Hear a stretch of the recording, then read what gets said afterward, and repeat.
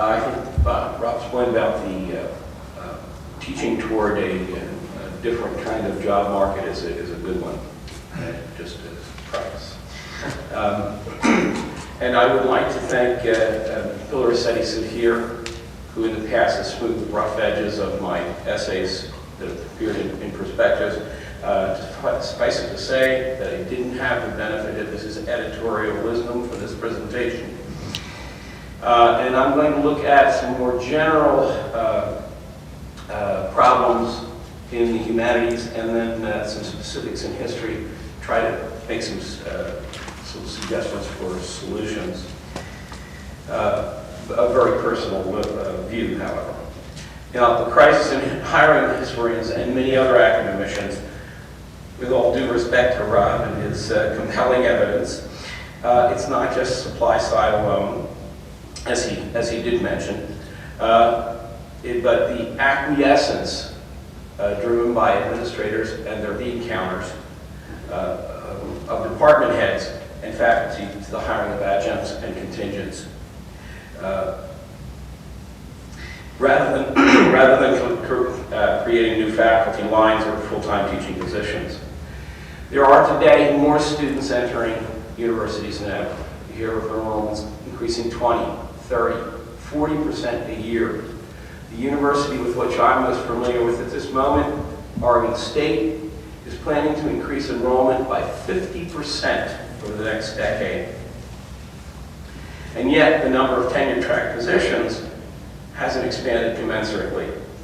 On the other hand, adjunct hiring is through the roof. And the bulk of faculty positions nationwide, and I'm talking about all faculty positions, 70%, in excess of 70% of faculty positions nationwide are temporary or contingent. According to Higher Education, history hiring is at its lowest point in 3 decades, but there seems to be an aversion on the part of departments to convert fully credentialed and capable educators to full-time positions. Moreover, at least one university, who shall remain nameless, is now using peer teachers. That is, undergraduates are presenting courses in classroom settings, and you thought new lines were tough to justify before. This is really a problem of colonization of academia by business. The colonized, all of us, need to understand. Oh, by the way, I spent decades in business before I went back to school and got my PhD, so I think I do know whereof I speak in this particular aspect. We need to understand that this is a different culture with a different language, different procedures, and very different values. The poor stepchild, business, who had little reason to be given a place at the academic table, is now the head of the household.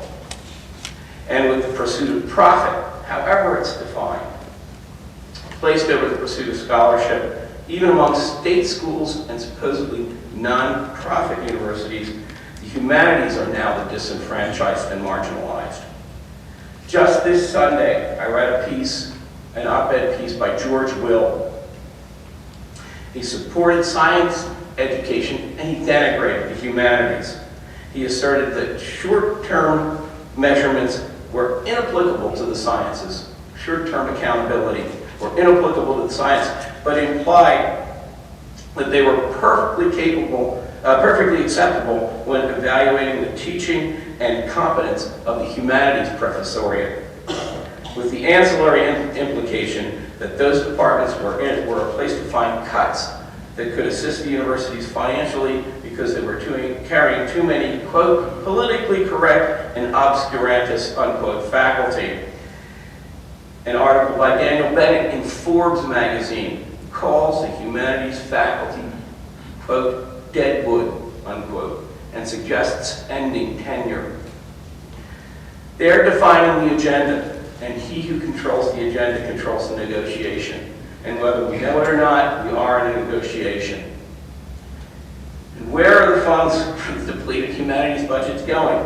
They're going to the sciences and to top-heavy administrations whose compensation is exorbitant.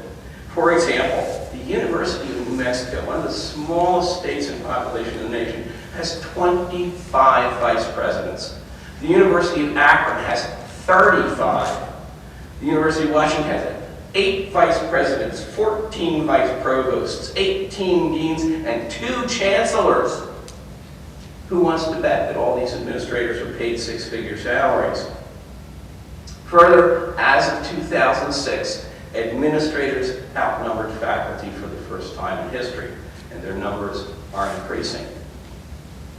How can this be justified? We have layers and layers of administration where we need additional full-time permanent faculty.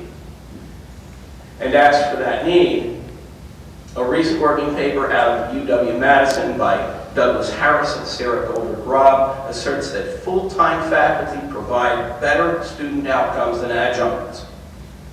While there are a plethora of reasons for this discrepancy, the answer to it is simple. Decrease the number of adjuncts by hiring full-time faculty. That makes sense for productivity. This is an argument that will resonate with the business-minded administration types. However, this limes another problem. Historians are trained to argue, not to negotiate. Whereas administrators, being business people, are trained to negotiate, not to argue. Thus, this leaves department heads at a severe and continuing disadvantage. If you don't know something is negotiable, then you take what you're given. And it's an article of faith in business that if you're faced with an opposite number who will accept any demand you make as legitimate, then you take them for all you can get out of them. I should know. I was a contracts negotiator for many, many years, and these were the principles, no matter how unprincipled, that I was tutored in and by which I functioned. Department heads are confronted with the presumptive task of paring their budgets when in fact they need to rebut this presumption and argue for additional resources. In business and in relations with administration, everything should be negotiable. We need to learn those negotiating skills and put them into practice as soon as possible. Another argument against increasing humanities faculty is that humanities don't create any tangible results, such as scientific breakthroughs or new products, which was the point that George Will was making. The age-old counter-argument here is that humanities teach people how to think, how to read, and how to write. Of course, that's all the more important today with the failure of primary and secondary schools to produce literate graduates. I can't tell you how many times my wife has come home and said, I can't even read these papers because the English is so deplorable and the spelling is even worse. However, this argument needs to be bolstered by citing our argument that the humanities creates these future benefits needs to be bolstered by some concrete examples and new, more media-savvy arguments. We could, of course, cite examples of success stemming from humanities degrees, the eminent historians, authors, lawyers, politicians, such as our president, and no less than George Will himself, who has a humanities doctorate. Our universities to be considered now no more than trade schools, apprenticeships for business, or fonts of new products and scientific advances. Not if the graduates can't reason, read, or write. And I would assert that those are the main features of a humanities education and of great benefit to this country. Notice, I used the language in business here, features, benefits, etc., to exemplify what might work in negotiations with administrations now that business is in a position of unchallenged power in them. Unfortunately, academicians don't generally like and were not trained to challenge entrenched power structures for reasons of temperament, training, and their own commitment. However, we need to do just that. We need to face this new paradigm and adjust to it. We need to learn about it to combat it. Since academics are no longer the raison d'etre of universities, The universities are now the farm systems for the NFL and NBA, the incubator of businesses, MBAs, and IT professionals. Other than those areas, it's argued by administrations, we have a bunch of philosophers training the next generation of Wendy's managers. Socrates meets the hamburger. That needs to change. We need to be able to argue more effectively for the worth of the humanities. We need to move the discussion of what's really important to the future of the university and the actions that will take us there. And if educating the students of America is our aim, we are currently, as results show, not meeting that goal. We also need to become more media savvy. The conservative commentators rake us over the coals constantly, and there is no rebuttal. That doesn't play well in the State House. Of course, the State House only provides 20% of public universities' funding, but still, it also doesn't play well with the public. Closer to home, when we are hiring historians, the hiring process itself is opaque and to applicants overly burdensome. Why is it candidates must provide their entire scholastic background in the initial rounds? Can't we determine the worth of the applications simply from the CV, letter of application, and references, at least for the first or second cuts, rather than asking for everything but the kitchen sink? It would probably be also less onerous for the committee members, because after expending much time and efforts, they're left with another entire set of these documents. And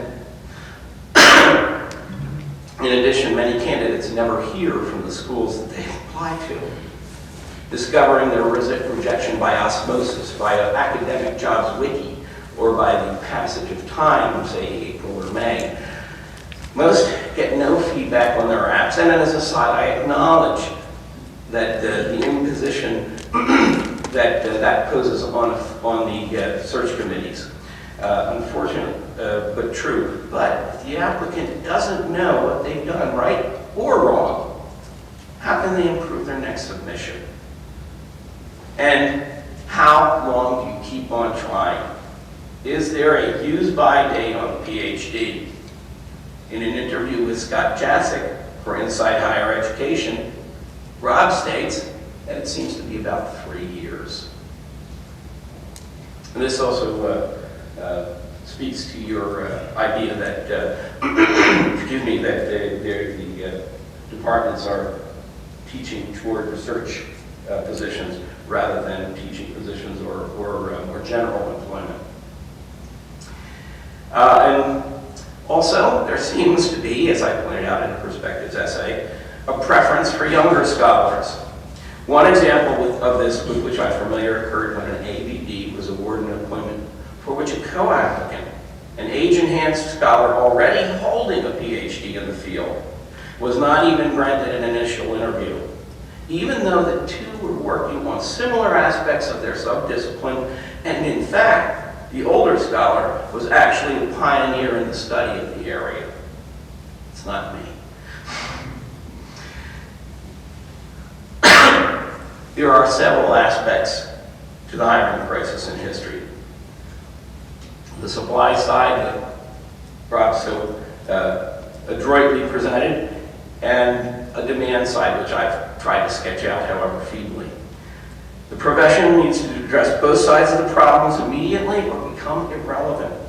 Already the relevance of the humanities is being questioned, and the worth and accountability of those programs are being weighed and found lacking. On the other hand, one only need to look to the late unlamented presidency to see what a lack of the understanding of history can produce. What is to be done? Department heads, and unfortunately a lot of this would fall on them, and supported by regular faculty, must demand from the universities the ability to create, to increase the number of tenure track lines, commensurate with the increasing enrollment and workload.